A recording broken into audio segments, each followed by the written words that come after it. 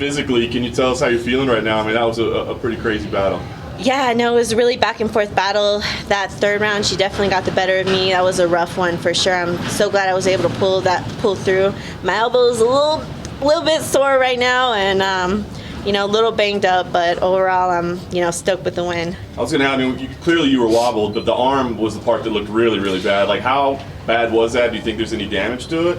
It was definitely sunk in. I was feeling it. It was hurting, in between. But it's one of those things when you've been fighting for so long. You just gotta push through, and you never know when something's gonna loosen up an inch, or you're still gonna have that chance. So I just kept that mentality, you just push through and get this win, and fortunately that's what happened. How did you and your corner have it scored? Did you think you were going to walk away with the win, or maybe a draw, or what did you think? Well, definitely I felt that I won the first 2 rounds, and I felt that she dominated the third, but when you're in someone else's hometown, you kind of never know how it's going to go with the judges, and I'm just really happy that it went my way. The crowd reaction had to be a little bummy, right? I mean, it was a phenomenal fight. Of course they're going to be cheering for their hometown girl, right? But did that hurt the feelings at all, or what did that feel like? My corazón. Yes, that hurt my heart.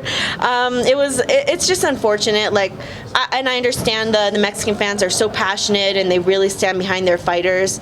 And I've definitely fought in a lot of people's hometown, but definitely this was the most passionate crowd I've ever been in front of. The sad thing was, that there were a couple of bad seeds in the crowd. I was walking out, and someone poured beer on me, and it made me really sad because people win and lose, but you can't control the judges, and I felt that I fairly won the fight, and it was just really sad for me. Carla, I'm wondering if you got to see what happened at the end there with Jeremy Stevens.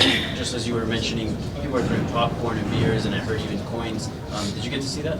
Yes, I did, and I hate that type of behavior. This is a sport. We all go out there and we give it our all. We work so hard to lead up to these fights, and I wish some of those fans. Obviously, that's not everyone here, but I wish those people would have more respect. Does that put a bad taste in your mouth as far as this whole experience? It really seemed like you enjoyed being in Mexico, coming out here early, and all that. It put a damper on it, but I've been so welcomed by even a family here in Mexico who opened their home to me, their gym to me. There's been so many amazing fans out here, so it doesn't put a bad taste in my mouth for obviously all of Mexico. I mean, I have Mexican blood too. There's so many just amazing people out here, but it's just, like I said, it's just unfortunate that there's some bad apples in the crowd. And how's your arm? Because you don't have a brace or anything. Is it okay? Because in the screen it looked like it was going somewhere. It definitely hurts. I don't think I'm gonna be throwing punches for a couple weeks, but fortunately it's not crazy and it's still functional, so that's good. I think a lot of fighters would have tapped to that arm bar. Getting the win, is it obviously it's worth it, right? Going through that and knowing that you got the victory. 100%. I mean, that's why I'm here. That's why I put so much into this camp, is not to just give up when things get hard. And she had a very good armbar. I think everybody kind of saw my elbow kind of go the other way, but like I said, I was just fortunate that I was able to push through that and spin out. And where would you rank this fight among your other fights in your career? Because obviously you're very experienced, but this was pretty epic. The crowd was going wild. Yeah, definitely. The whole fight was really crazy. I would say that third round was one of the toughest rounds of my career for sure. She definitely brought it that last one. I think she knew that she was possibly down 2 rounds, and she had to give it everything she had. And we spoke how this was the first time you were in a headlining spot. Since your title fight, how was that like? Did you enjoy being in the spotlight? Definitely. I mean, it's amazing for me as a fighter. It's so cool. Just to be on that level, and because I work so hard. I've been in this sport so long. Just to get that recognition is awesome. And every time I see females headlining cards, I get a little bit this is awesome. And 2 Hispanic females.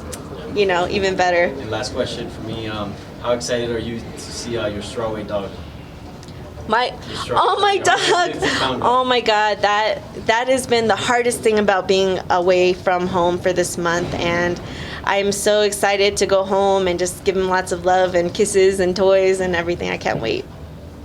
Carla, they keep pushing you against the new blood of the division, the fight against Calvillo. You got the losing streak, but you came back against Virna Jandirova, you came back against Alexa Grasso.